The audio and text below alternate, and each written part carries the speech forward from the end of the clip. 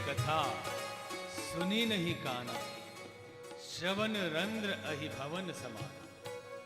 जिन्होंने भगवान की कथा अपने कानों से नहीं सुनी, उनके कान कान नहीं सांप के बिल के समान है। और जिन्होंने अपनी आंखों से संतों के दर्शन नहीं किए, उनकी आंखें आंखें नहीं, मोर के पंख में बनी हुई नकली आंखें। और ये भी कहते हैं कि ते सिर कटो तुमड़ी समतूला, जैन नमोत हरि गुरु पदमूला। वो सिर कड़वी तुमड़ी के समान है जो भगवान और गुरु के चरणों में नहीं झुकता। हमारी संस्कृति तो झुकने की परंपरा सिखाती है। आज तो हम इतने आलसी हो गए कि मंदिर के सामने से गुजरे तो भगवान को भी हाय बोल के चल देते, और किसी संत के सामने आए तो घुटने तक से हाथ नीचे जाता नहीं। ये शायद आर्थराइटिस हो गया हो। अरे झुकना है तो ठीक से झुको। ते सिर कटो तुमड़ी समतूला, जैन नमत हरि गुरु पदमूला। वो कड़वी तुमड़ी के समान है। और कहते हैं कि जिन हरि भक्ति हृदय नहीं आनी, जीवित साव समान तहि प्राणी। थोड़ा एडजस्ट करो ठीक से, इसको खींच रहा, कड़कड़ कड़कड़ कर रहा है।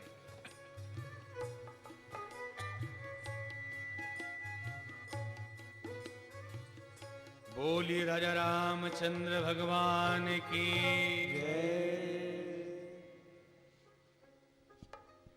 एक में कम है, एक में है, एक में ट्रेवल ज्यादा है, कुछ है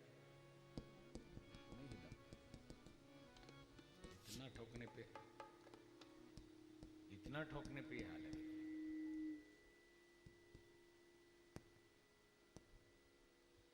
बोलिए राजा रामचंद्र भगवान की जय।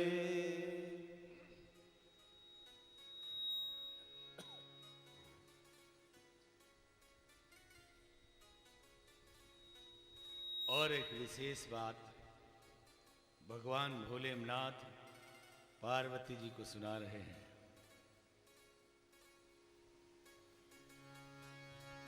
मुकुर मलिन अरु नयन विहीना, मुकुर मलिन अरु नयन विहीना, राम रूप देखहि किम दीना, राम रूप देखहि किम दीना। मुकुर मलिन और नयन विहीना, राम रूप देखहि किम दीना। मुकुर का अर्थ क्या होता है जानते हैं? मुकुर का अर्थ होता है आईना, शीशा, दर्पण। यदि शीशा गंदा हो, हमारी आंखें भी ठीक हो और हम अपने रूप को निहारने जाए तो क्या देख पाएंगे?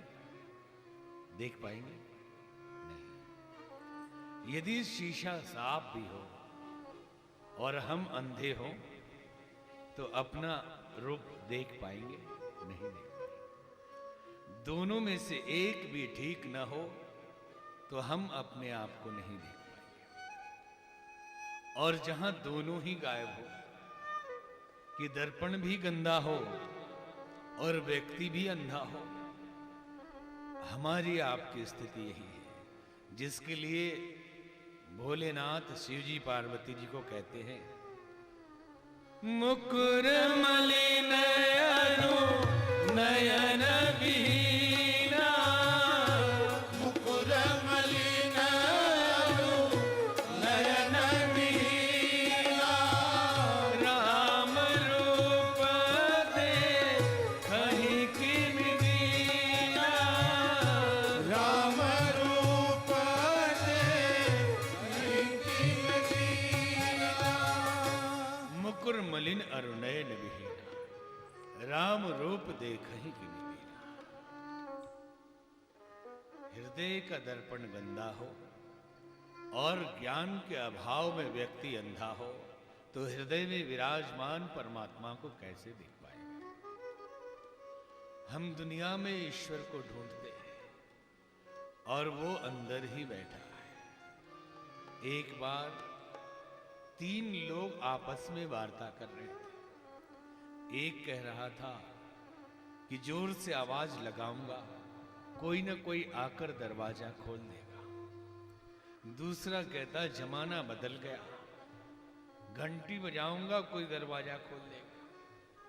तीसरा कहता धक्का मारूंगा दरवाजा खुल जाएगा।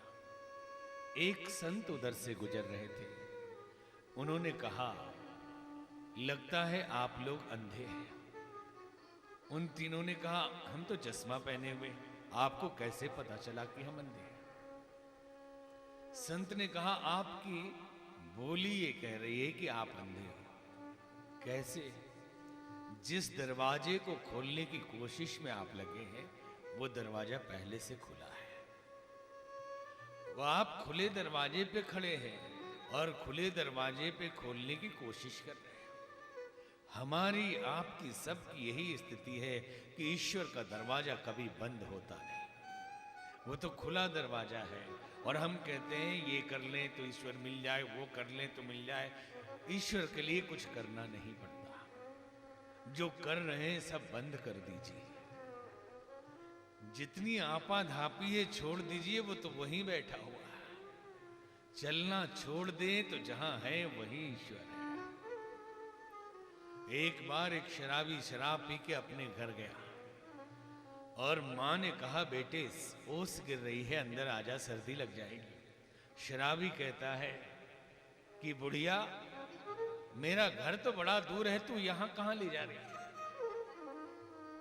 मैं यहां नहीं जाऊंगा। तभी एक बैलगाड़ी वाला आया, बिठाया, पूरे गांव का भ्रमण कराया, फिर वहीं लाके छोड़ दिया। अब आके वहां कहता है, मां एक बुढ़िया मुझे अपने घर ले जा रही थी, भला मानस है जो लाके यहां छोड़ दिया। जब थोड़ा घूम लिए तो लगा कि अब घर आ गया। हमारी स्थिति भी ऐसी है कि थोड़ा घुमा दे शास्त्रों के चक्कर में, नियमों के चक्कर में, तो लगता है कुछ पूजा हुई है, कुछ साधना अब हुई, अब शायद भगवान मिल जाएगा, अब घर आ गया। अगर बोल दे जहां तुम खड़े हो वहीं ईश्वर है, केवल अपने आप को जान लो, तो कहेंगे ये कैसे होगा? जहां वस्तु खोए वहीं ढूंढनी चाहिए, हाँ या नहीं? अगर खोई हो घर में और ढूंढे हम सड़क पे तो मिलेगी नहीं मिलेगी। एक बूढ़ी माता की सुई खो गई, सुई खो गई, सड़क पे जाके ढूंढने लगी। एक युवक आया, युवक ने भी मदद की ढूंढने में। 1 फीट सड़क खोद दी, सुई नहीं मिली। युवक ने पूछा, माताजी सही जगह बताना, कहाँ खोई है, मैं ढूंढ के ही दम लूंगा। क्या बताऊं बेटा, सुई तो कमरे के अंदर खोई थी। तो कमरे के अंदर खोई थी, 2 घंटे से सड़क क्यों खुदवा रही? लोगों ने कहा था कि जब भी कुछ खो जाए तो रोशनी में ढूंढना। घर में बहुत अंधेरा है, यहां स्ट्रीट लाइट जल रही है, तो मैंने सोचा यहीं ढूंढ लूं।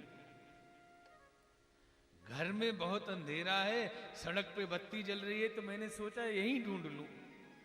लड़की ने कहा, ये नहीं कहा लोगों ने कि रोशनी में तो ढूंढना, लेकिन जहां खोई हो वहीं ढूंढना। अगर अंधेरा हो तो वहां रोशनी जला लेना।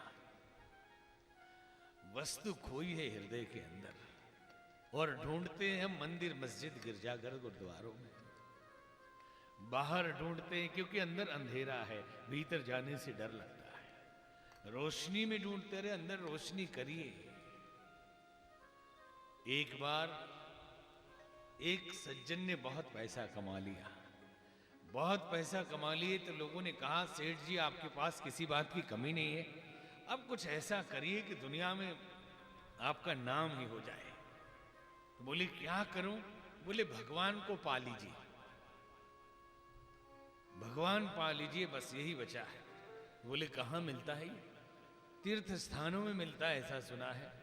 हरिद्वार, काशी, वृंदावन, मथुरा, पूरी, द्वारका, बद्रीनाथ, केदारनाथ, सभी जगह चले गए कि भगवान मिलेगा। बोले भगवान की मूर्तियां मिलेंगी, भगवान नहीं मिलेंगे। बोले क्या मतलब है? पुजारी जी आपको भगवान मिले? नहीं, मुझे भी नहीं मिले। आपके पिताजी को तो मिले होंगे? नहीं, उनको भी नहीं मिले। तो कर क्या रहे हो? भगवान पाने के नाम पे आज तक भगवान नहीं मिले। भटकते भटकते सेठ जी थक गए। फिर किसी ने कहा कलकत्ता चले जाइए, दक्षिणेश्वर नामक स्थान में ठाकुर रामकृष्ण परमहंस नाम के एक संत रहते हैं, भगवान उनको मिल गए, काली माता उनसे बात करती है।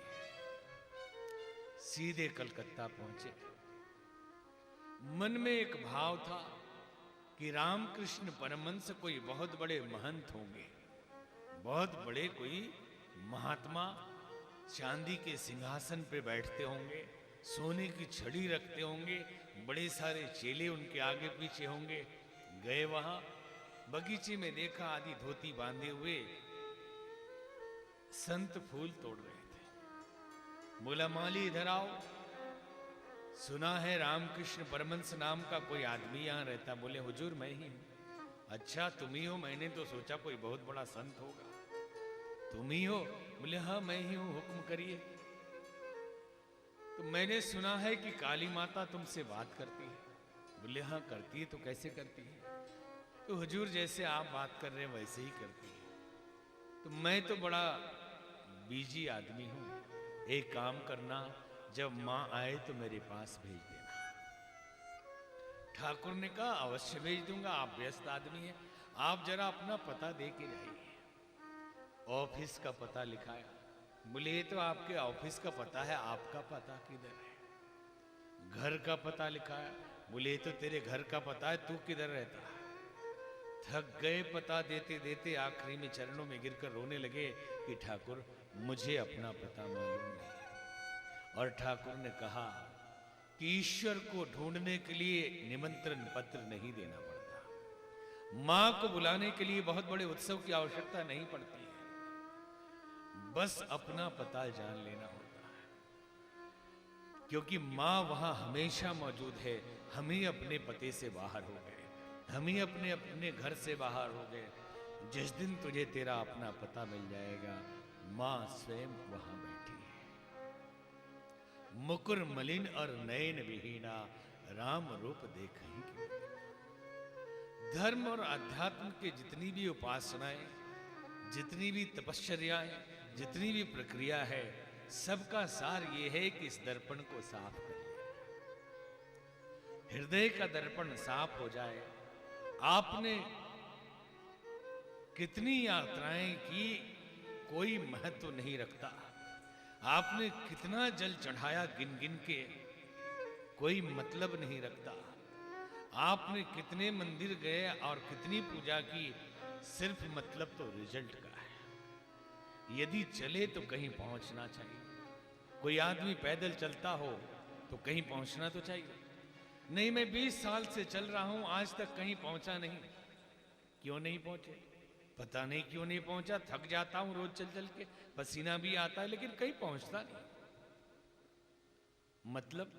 मतलब ये 20 साल से पूजा उपासना कर रहा हूं, जहां हूं वहीं हूं। पहले शांति भी रहती थी, अब क्रोध भी बहुत आता है। अभी मन बेचैन और रहता है। सुना है उपासना और भक्ति में शांति मिलती है, ईश्वर मिलता है, परमात्मा के दर्शन होते। वो सब तो कुछ हुआ नहीं। 20 साल चला गया, रोज 3 घंटे लगाता हूं, लगाती हूं। तो आप चलते हैं?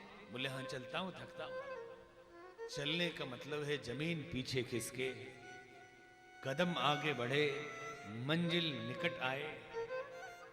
यदि संवेदना नहीं आई, यदि प्रेम नहीं आया, ईश्वर की झलक नहीं मिली, तो चल नहीं रहे, तो क्या कर रहे हैं? कूद रहे हैं, एक ही जगह कूद रहे हैं, आगे नहीं बढ़ रहे।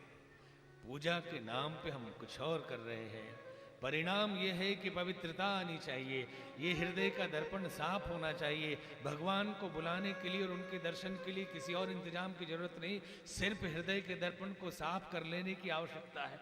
हम जिस दिन पवित्र हो जाएंगे, भगवान को बुलाना नहीं पड़ेगा, भगवान तो मौजूद ही है, भगवान तो हमेशा साथ में ही है। केवल अपवित्रता और विकृति, मल विक्षेप हमारे और उसके बीच में पर्दा हो गए, और हमारे और उसके क्या कहें, हमारे अपने आप से ही उसने दूर कर दिया, क्योंकि वो हमसे अलग है ही नहीं, वो हमसे अलग है ही नहीं। वो तो कहते मोको कहां ढूंढे रे बंदे, मैं ते तेरे पास में, ना काबा कैलाश में, पास रहता हूं तेरे सदा में, अरे तू नहीं देख पाए तो मैं क्या करूं।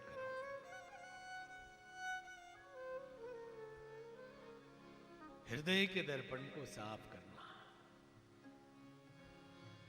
भले ही 3 घंटे पूजा ना करो, लेकिन बेईमानी तो छोड़ दो, असत्य भाषण तो कम कर दो, निंदा ईर्ष्या द्वेष तो छोड़ दो। अपवित्रता और किस बात की है? आप कौन सा जघन्य अपराध कर रहे हैं जो आप पवित्र हो गए? अपवित्र हो गए नहीं है अपवित्र। विकृति बहुत पतली है। क्या है? झूठ बोलने की आदत पड़ गई है, दूसरों को सताने में अच्छा लगता है, पड़ोसी से ईर्ष्या करने में आनंद आता है, यही है पवित्रता है।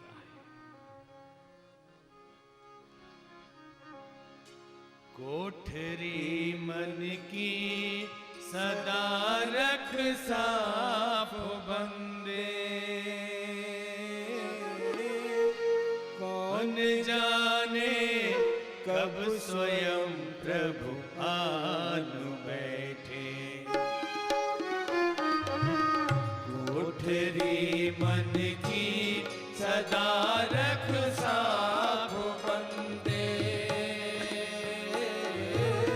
कौन जाने कब स्वयं प्रभु आन बैठे। तुम बुलाते हो उसे यदि भावना से, कौन जाने कब निमंत्रण मान बैठे।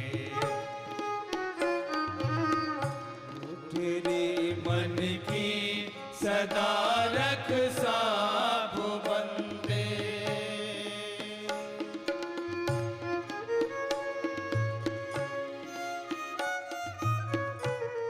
हरि बोल।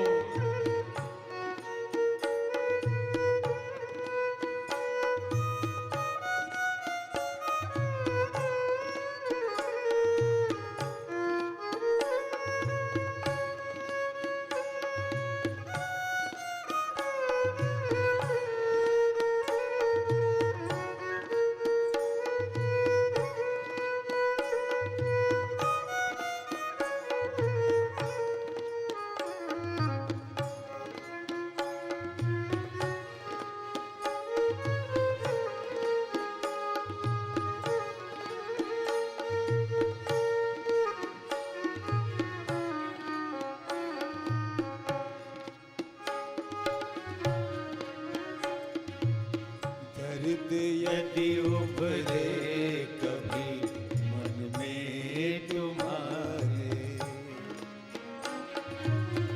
खर्च मत करना बिना सोचे विचारे। दर्द यदि उभरे कभी मन में तुम्हारे,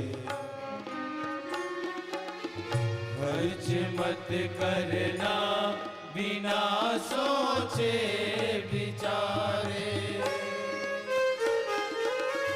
दर्द से रिश्ता सदा प्रभु का रहा है, नाम करुणा सिंधु ही उसका रहा है। दर्द से रिश्ता सदा प्रभु का रहा है। नाम करुणा सिंधु ही उसका रहा है। नाम करुणा सिंधु ही उसका रहा है। एक भी आंसू न कर बर्बाद बंदे, कौन जाने कब समंदर मांग बैठे। कोठरी मन की सदा रख साफ बंदे।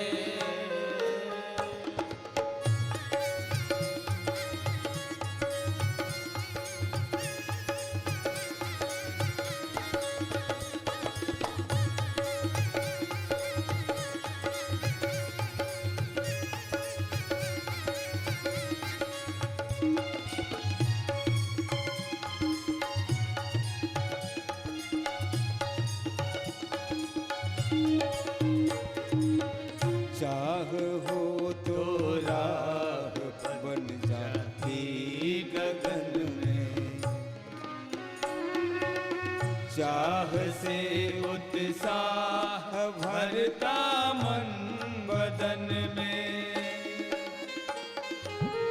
चाह हो तो राह बन जाती गगन में। चाह से उत्साह भरता मन बदन में। चाह पूरी हो यही सब मांगते हैं, किंतु इसका मर्म कब पहचानते हैं। चाह पूरी हो सभी यह मानते हैं, किंतु इसका मर्म कब पहचानते हैं। किंतु इसका मर्म कब पहचानते हैं। स्वर्ग भूतल पर गढ़े कैसे विधाता,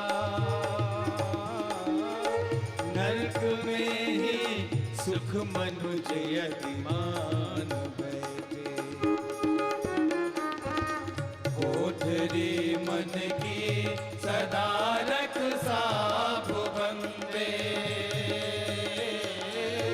कौन जाने कब स्वयं प्रभु मान बैठे।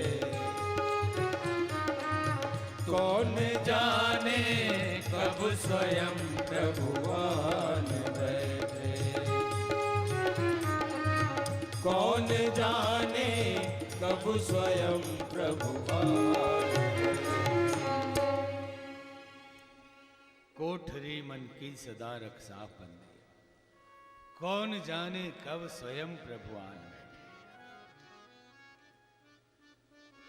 सगुन अगुन ही नहीं कछु भेदा, गावहि मुनि पुराण बुध वेदा। भोलेनाथ पार्वती जी को ये कथा सुना रहे हैं। कहते हैं साकार और निराकार में कोई भेद नहीं। ये मुनि पुराण ज्ञानी और वेद कहते हैं। जल और ओले जैसा फर्क है, बर्फ और पानी जैसा फर्क है।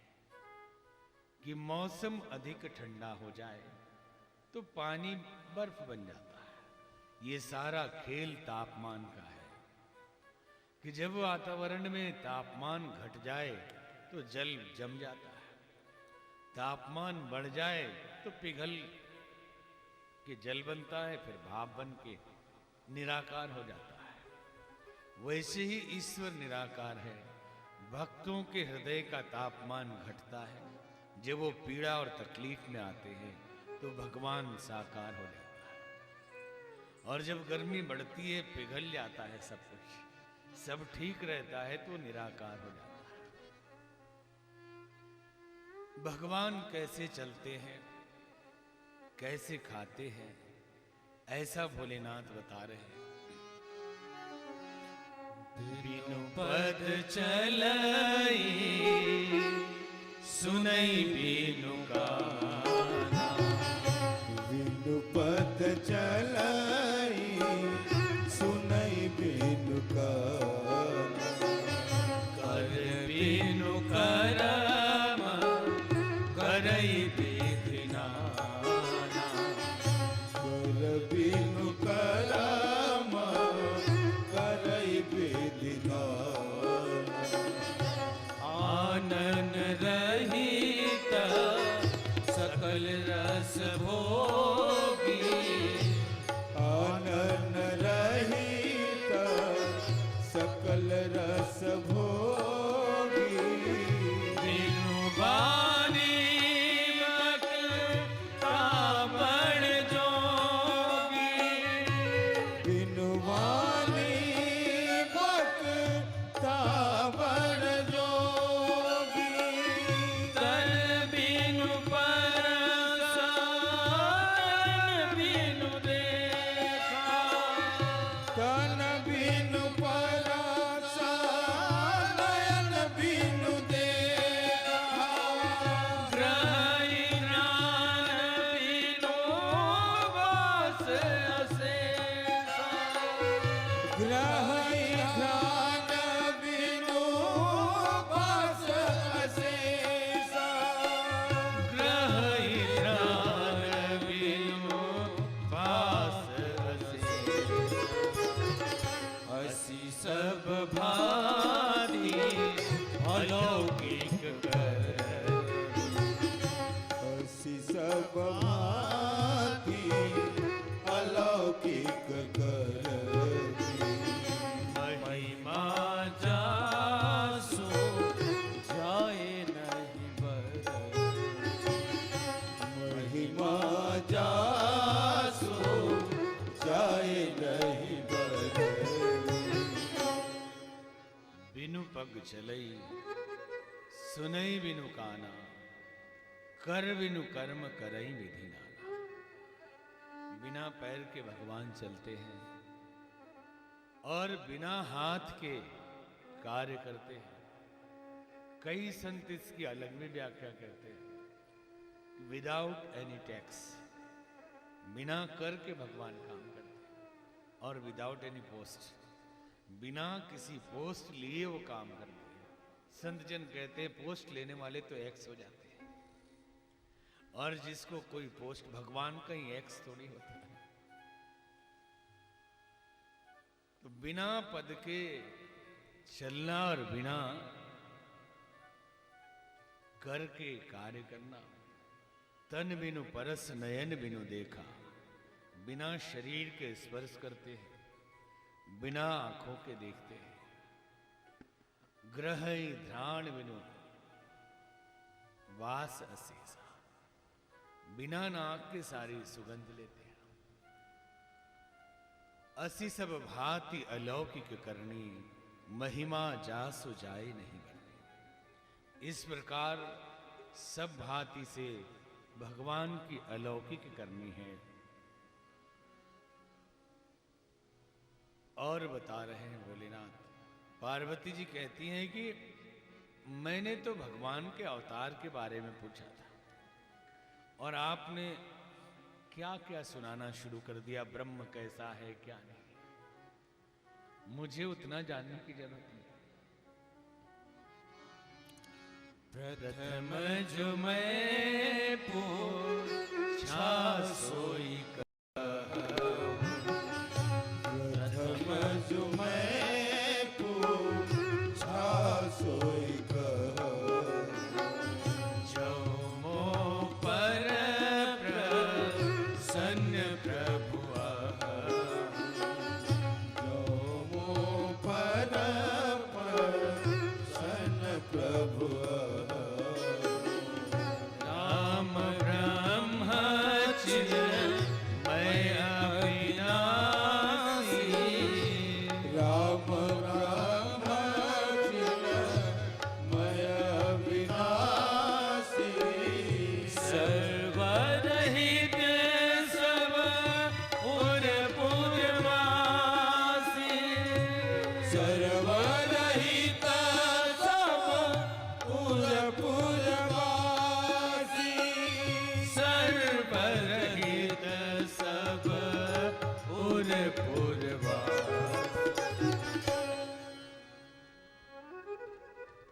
प्रथम जो मैंने पूछा वही बताइए।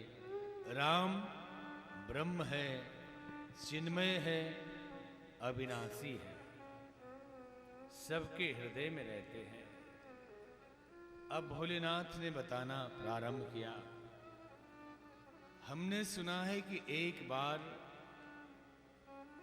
बीरबल से अकबर ने पूछा कि आपके भगवान बार बार अवतार क्यों ले लेते हैं, अपने दूतों को क्यों नहीं भेज देते, बार बार स्वयं अवतार लेकर क्यों आते हैं, किसी दूत को भेज दें। बीरबल ने कहा, इसका उत्तर मैं समय आने पे दूंगा। गर्मी का मौसम था। एक दिन बीरबल ने अकबर से पूछा कि हुजूर नौका विहार करने चले। बोले जरूर। सलीम छोटे थे। सलीम का एक मोम का पुतला बनवाया, जो मैडम तुषार म्यूजियम में लगता है, लंदन में, जो मोदी जी की भी लग रही है, बहुत सारे फिल्म स्टार की लगी है। अनेकों बार हमें जाने का अवसर मिला। एक बार तो एक संत हमारे साथ पहली बार गए। एक सोफे पे एक महिला बैठी थी। कोई आया, वहां बैठकर फोटो खिंचवा लिया, कंधे पे हाथ रख के। वो उठा, दूसरा आदमी आया, वो भी कंधे के हाथ रख के फोटो खिंचवा लिया। स्वामी जी कहने लगे, क्या जमाना आ गया, किसकी पत्नी किन किन के साथ फोटो खिंचवा रही है। हमने कहा, वो मूर्ति है, ऐसी मूर्तियां जिसके रोए भी सच्चे लगते हैं। और म्यूजियम में मूर्तियां ऐसे खड़ी रहती है किनारे, वहां तो बीच बीच में खड़ी रहती। लगता है कि असली कौन नकली कौन मुश्किल है। हमारे स्वामी जी गांधी जी के पास खड़े थे। चाइना से एक ग्रुप आया और इन्हीं के कंधे पे हाथ रख के फोटो खिंचाने लगा। हमने कहा, हंसना नहीं जब तक कि फोटो हो ना जाए। वो लोग बोल रहे, ये भी पुतला बहुत अच्छा है। तो ऐसा ही सलीम का एक पुतला बनवाया। नौका विहार के लिए यमुना जी में गए। मल्लाहों को पहले से बोल दिया कि आज शहंशाह नदी में कूदेंगे, बचा लेना। जैसे ही बीच नदी में नाव पहुंची, धीरे से पुतले के सलीम को गिरा दिया और कहा, हुजूर शहजादे गिर गए।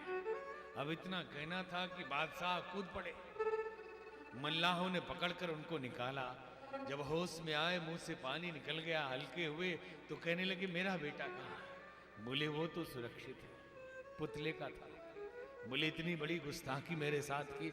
नहीं हुजूर, आपके प्रश्न का जवाब दे रहा था। बोले, कौन सा प्रश्न? आप ही ने तो पूछा था कि आपके भगवान बार बार क्यों चले आते हैं, तो इसमें क्या जवाब है?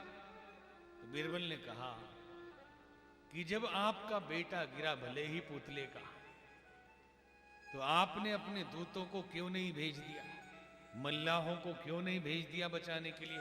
बोले, मल्लाहों को बुलाने के चक्कर में कहीं मेरा बेटा डूब जाता तो, इसलिए मैं कूद गया।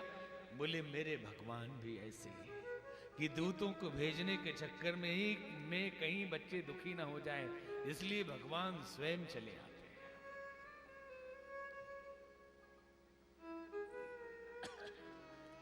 जब जब होई धर्म के हाथ,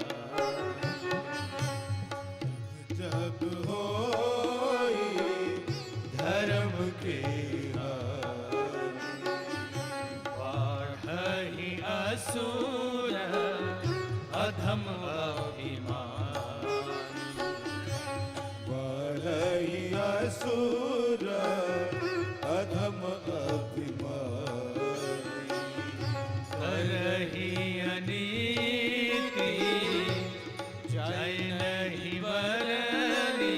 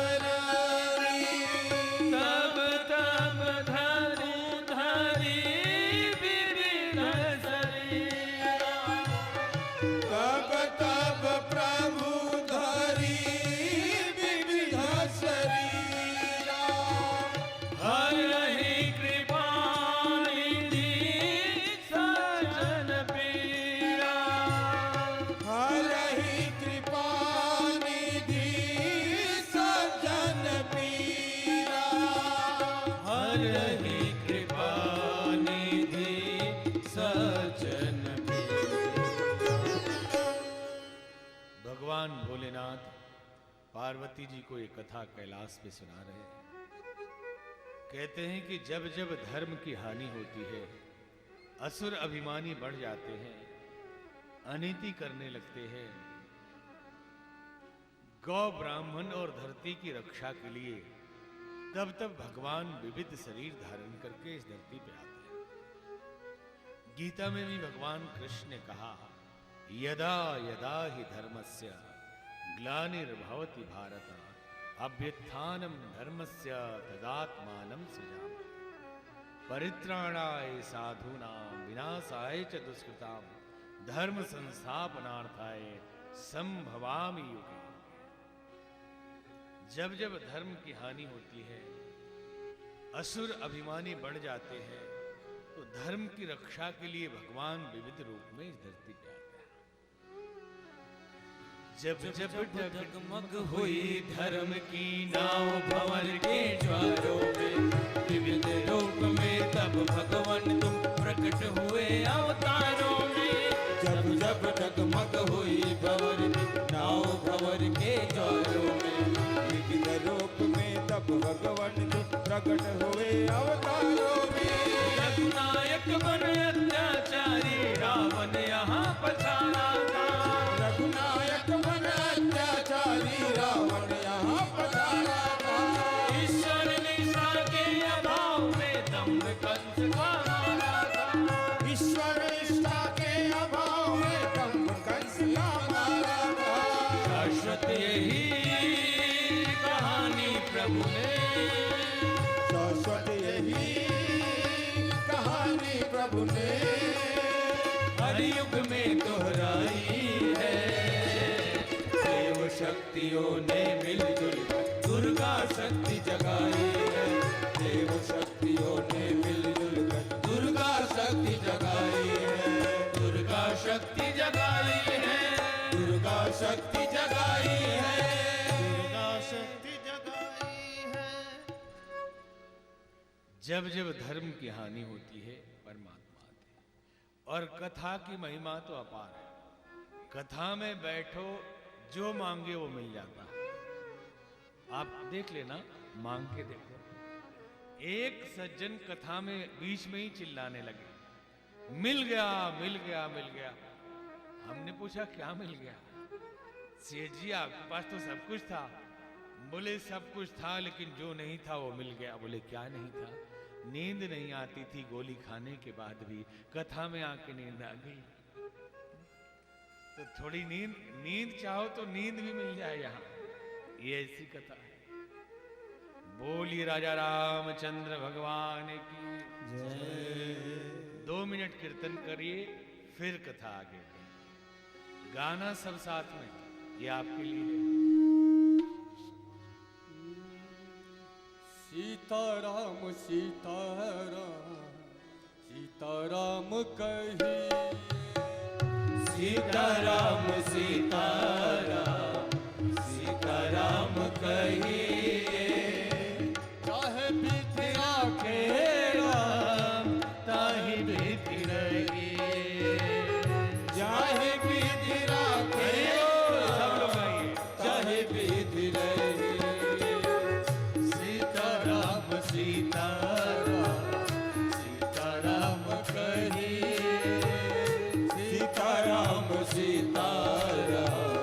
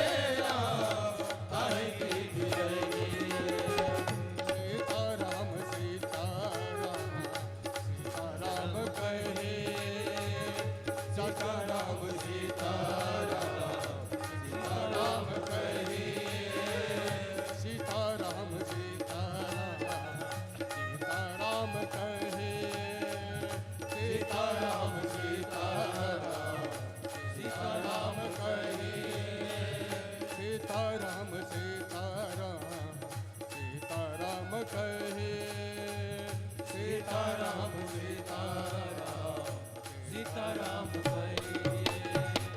बोली राजा रामचंद्र भगवान की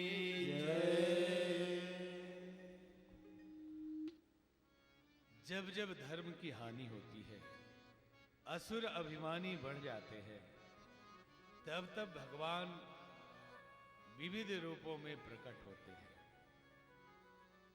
भोलेनाथ पार्वती जी को बता रहे हैं कि अकारण भगवान का आना नहीं होता, बिना कारण के भगवान अवतार नहीं लेते। जन्म एक दुई कहूं बखानी, सावधान सुन सुमति भवानी। जब भगवान की कथा सुनी जाती है तो सावधान होकर सुनना चाहिए। इसलिए भगवान भोलेनाथ पार्वती जी जैसे श्रोता को भी कहते हैं सावधान, सावधान होकर सुनिए कि ये अमृतवाणी कहीं व्यर्थ न चली जाए। सुमति भवानी, सद्बुद्धि वाली ज्ञानी, हे भवानी अब सावधान हो जाइए और ये कथा सावधानी पूर्वक सुनिए, क्योंकि ये मनोरंजन नहीं है, भगवान की कथा है। और कथा का अर्थ ये जो व्यथा दूर कर दे। सावधानी न रहे तो व्यथा बनी ही रह जाए। सावधान सुन सुमति भवानी, तो क्या सुनाते हैं? जन्म एक दुई कहूं बखानी। भगवान के जन्म का एक दो कारण मैं आपको बताता हूं। द्वारपाल हरि के प्रिय दो, जय और विजय जान सबको। भगवान के द्वारपाल दो थे, जय और विजय, सब लोग जानते हैं। सनकादि मुनि एक बार बैकुंठ में भगवान के दर्शन के लिए गए और द्वारपालों को लगा कि ये बच्चे यहां क्या करने आ गए, आए तो कपड़े पहन के आना चाहिए। और वो आदि पुरुष, सदियों से उतनी ही उम्र के, द्वारपालों ने अपमान कर दिया उनका और उन्होंने शाप दिया कि राक्षस बन जाओ। जब द्वारपालों को ये एहसास हुआ, ये अनुभूति हुई, ये ज्ञात हुआ कि ये साधारण नहीं महान ऋषि हैं, चरणों में गिर के माफी मांगने लगे और संतों ने क्षमा भी कर दिया, आशीष दिया कि राक्षस तो बनोगे परंतु मृत्यु परमात्मा भगवान के हाथ से होगी, तो मोक्ष की प्राप्ति होगी। जीवन में जीव को भगवान से मिलने में बाधक कौन है? ये द्वारपाल ही बाधक है। जीव और ब्रह्म के बीच हमारा मन ही बाधक है और यही जय और विजय है, यही द्वंद्व में रहता है, यही जय पराजय के बीच झूलता रहता है और यही अपने आप को अपने आप से मिलने नहीं देता, संतों को भगवान से मिलने नहीं देता और इसे श्राप का भाजन बनना पड़ता है। एक जन्म तो ये बताया, दूसरा उन्होंने कहा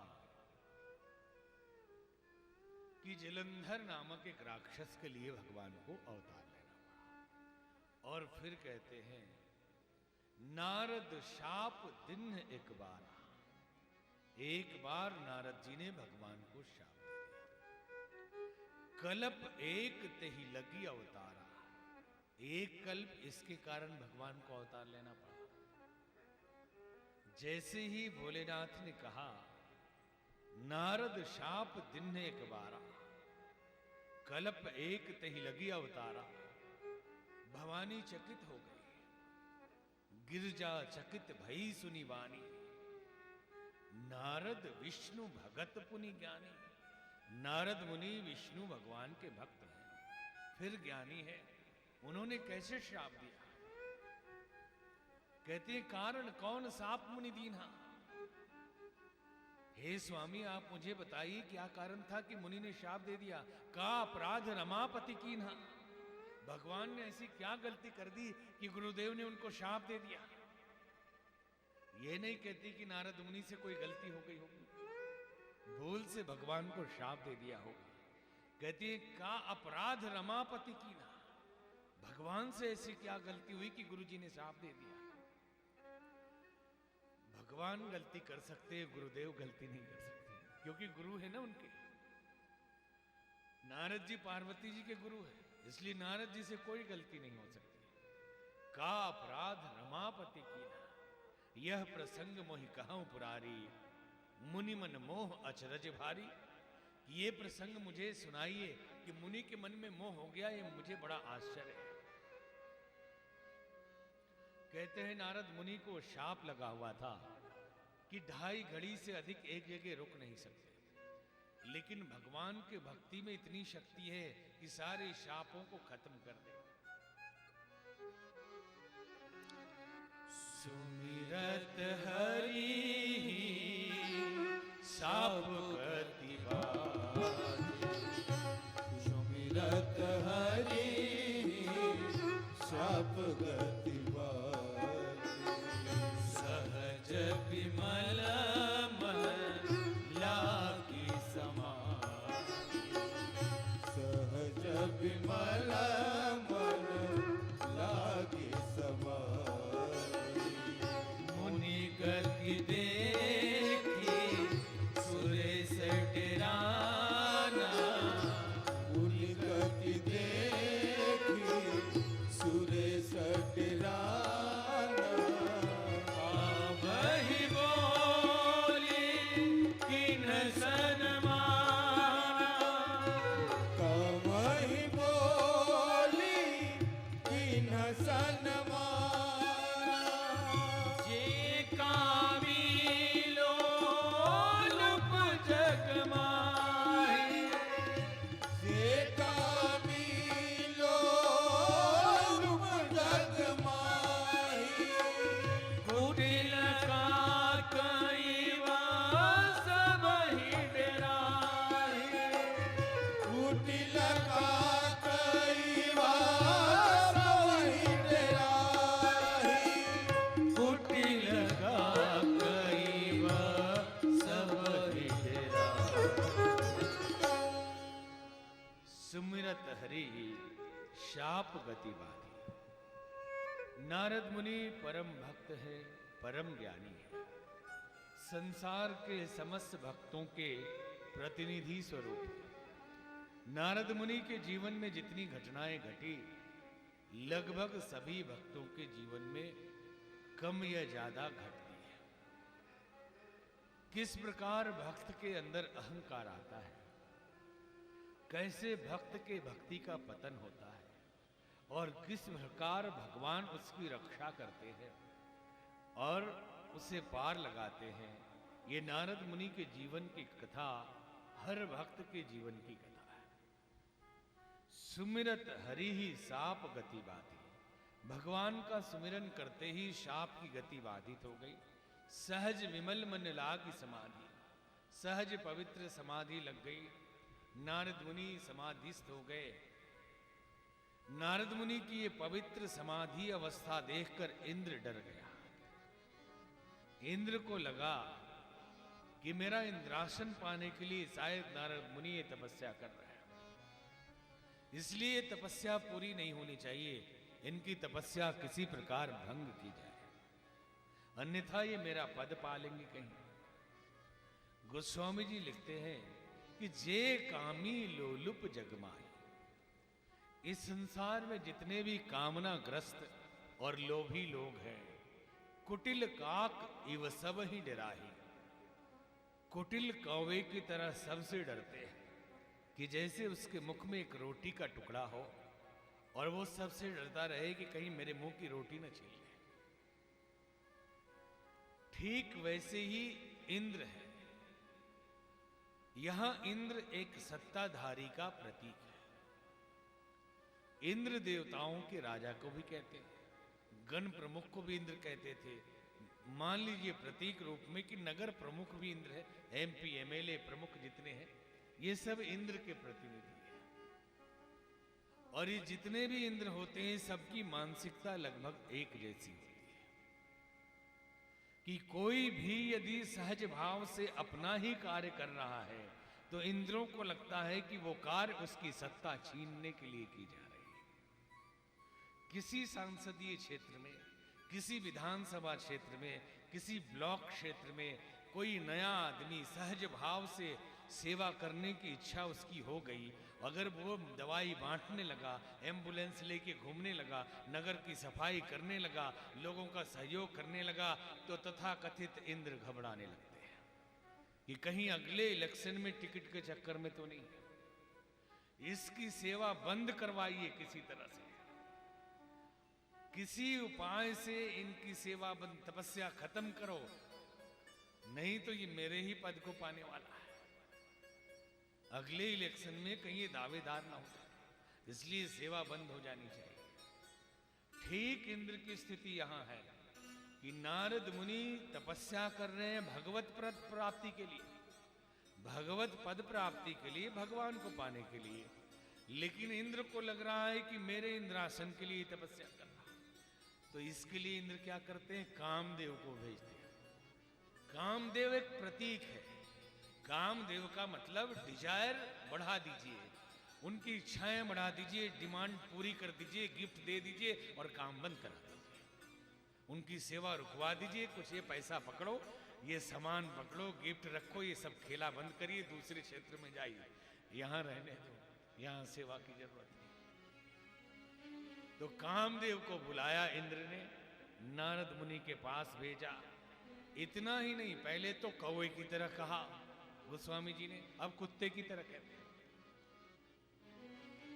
सुख हाड़ ले भाग सठ स्वान निरखी मृगराज, छीन ले जन जाति जड़, दिवि सुरपति